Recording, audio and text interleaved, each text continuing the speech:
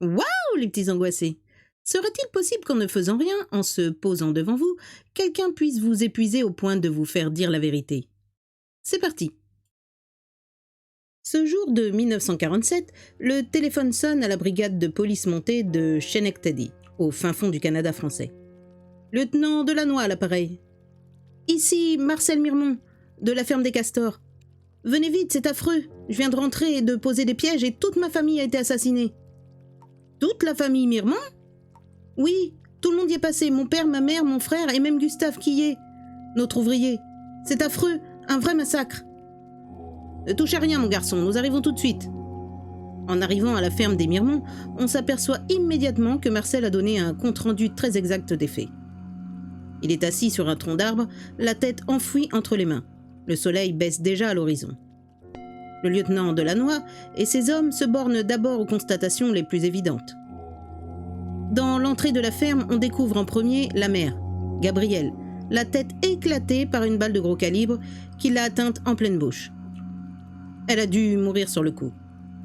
Un peu plus loin, dans l'escalier qui mène à la cave, c'est Gilbert Mirmont, le père, qui a été abattu d'une balle en plein front. Lui non plus ne s'est pas vu partir. Mais le lieutenant Delannoy pense qu'il a dû apercevoir son assassin. Il a encore une grosse hache serrée dans sa main, comme s'il s'en était emparé pour se défendre. Le frère aîné de Marcel Mirmont, Donadieu, est retrouvé dans la grange à foin. Lui aussi a été abattu d'une balle dans le dos. Quant au malheureux Gustave Quillet, l'ouvrier agricole de plus de 60 ans, on le découvre au bord de la mare. Il a encore les yeux ouverts et dans le regard la terreur de la balle qui l'a atteint en plein cœur. Les autopsies indiquent clairement que toute la famille a été massacrée par la même arme et le même type de balle, un gros calibre pour la chasse à l'élan. Marcel, le seul survivant, est complètement prostré. Il est incapable de donner la moindre indication sur un ennemi de la famille qui aurait pu se rendre coupable d'une telle boucherie. Le lieutenant Delannoy rédige le compte-rendu des faits. Les Mirmont sont installés au Canada depuis 3 générations. Leurs affaires sont florissantes, mais ils sont loin d'être fortunés. Les 2 fils, Marcel et Donadieu, respectivement âgés de 41 et 47 ans, sont encore célibataires. Il faut dire que les occasions de rencontres matrimoniales sont un peu rares dans les forêts canadiennes. Quant aux filles de la ville, inutile de leur demander si elles veulent partir s'enterrer entre les élans et les castors. Au bout de quelques mois, l'enquête tourne en rond. Marcel, faute de mieux, se trouve en première ligne parmi les suspects. Il a un alibi. « J'étais parti depuis 2 jours. Je suis rentré en fin de matinée pour découvrir cette horreur. » L'autopsie a établi que toute la famille a été massacrée presque 24 heures avant son retour. Mais aucun témoin ne peut confirmer ces horaires, en ce qui concerne la pose de pièges à castor. Quant à son mobile, il pourrait être l'intérêt. À présent, c'est Marcel Mirmont qui hérite de la ferme. Mais s'il n'a pas l'intention de rester sur place, il trouvera certainement à vendre la maison qui est très belle. Et avec l'argent, il pourrait partir à Montréal ou Québec pour s'y installer et se marier. Se marier? Et si on cherchait quand même un peu du côté des femmes? Donadieu et Marcel sont 2 belles bêtes. Aux assemblées, ils ne devaient pas laisser les filles indifférentes. Peut-être quelques donzelles auraient-elles pu les connaître mieux que les autres. C'est ainsi que la police montée finit par découvrir 1 ou 2 filles qui ont eu l'occasion de valser entre les bras musclés des frères Mirmont. Après quelques réticences, elles admettent que tout n'était pas rose dans la famille massacrée. Marcel était un peu jaloux de Donadieu, surtout depuis que la Félicie Andrieux l'avait quitté pour son frère. On parlait mariage, et Marcel ruminait sa haine. Il n'était pas commode, le Marcel. Du genre renfermé mais capable de coups de colère épouvantables. Tout comme son père, mais de là à tuer toute sa famille. Félicie Andrieux, interrogée à son tour, explique qu'elle a rompu avec Marcel à cause de sa violence. Un jour, après la danse de l'Assemblée de printemps, il m'a fait une scène et j'ai cru qu'il allait me casser le bras. J'ai gardé un œil au beurre noir pendant plus d'1 semaine. Donadieu, lui, était beaucoup plus doux, même s'il n'était pas aussi bien bâti. L'attitude de Marcel, ses hésitations quant à son emploi du temps, finissent par justifier son incarcération. Le procureur est d'accord avec le lieutenant Delannoy. On va le garder au frais pendant quelques jours. Lui qui est habitué à la liberté et aux grands espaces, va la trouver mauvaise. Espérons que ses nerfs vont lâcher. Mais les nerfs de Marcel ne cèdent pas. Il reste de longues heures assis sur son bas-flanc, perdu dans ses pensées. Jusqu'au jour où le lieutenant Delannoy a une idée. Il en fait part au procureur. « Ma sœur connaît un homme extraordinaire. Ce n'est pas la première fois que la police fait appel à ses services. Voilà ce qu'il pourrait faire. » Le procureur donne l'autorisation d'engager l'homme en question, un certain Kenneth Woodworth. Ses états de service mettent tout le monde en confiance. 2 jours plus tard, Marcel Mirmont, à travers les barreaux de sa cellule, aperçoit un petit homme moustachu qui vient s'installer dans le couloir, à 3 mètres de lui. Un policier lui apporte une chaise confortable et l'homme s'assied. Il regarde Marcel sans rien dire, même pas bonjour. Marcel, au bout de quelques minutes, se désintéresse du nouveau venu. Puis il y revient.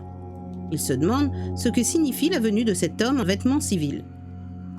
Ce n'est pas un prisonnier, ce n'est pas un policier, ce n'est pas un avocat. Il est assis là et il le regarde.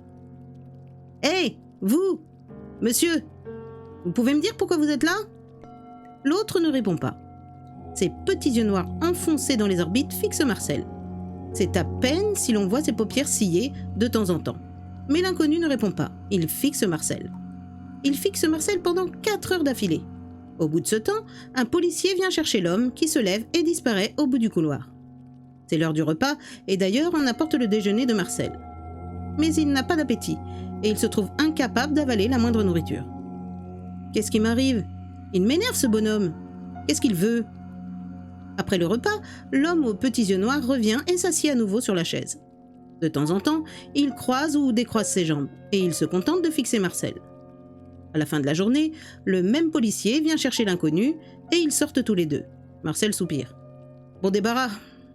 C'est qu'il commençait à m'énerver, ce zig. À me regarder comme ça. » Mais Marcel a du mal à s'endormir ce soir-là. Quelles sont les pensées qui l'agitent ? On l'ignore. Le lendemain, dès 8 heures du matin, voilà l'homme aux yeux noirs qui s'installe à nouveau sur la chaise dans le couloir. Marcel lui tourne ostensiblement le dos. Malgré tout, ses nerfs craquent. Il se met à hurler. « Sergent ! À moi ! À l'aide ! Quelqu'un !» Quand le sergent arrive, son trousseau de clés à la main, Marcel laisse exploser sa colère. « Qu'est-ce que c'est que cet enquiquineur qui passe toute sa journée à me regarder ? Faites venir mon avocat, je suis certain que c'est illégal de mettre un mec devant ma cellule pendant des heures. On n'est pas au zoo, ici. Je suis pas un singe. Est-ce qu'il a l'intention de me jeter des cacahuètes ou des bananes ? C'est du harcèlement, j'en ai marre. » Le sergent répond. « Mon gars, tu ferais mieux de réfléchir à ce qui s'est passé à la ferme.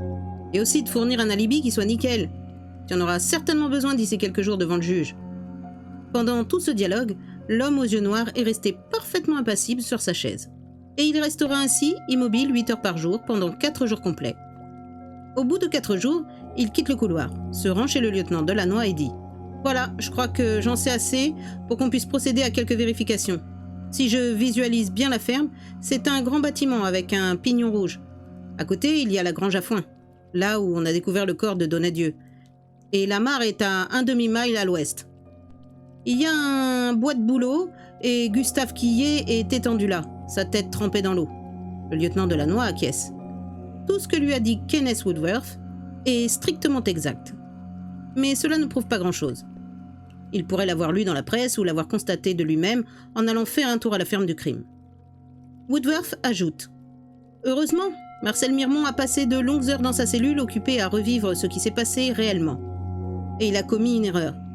Il est obsédé par l'arme du crime. À force de me concentrer sur l'arrière de son crâne, j'ai fini par visualiser l'endroit où il l'a cachée.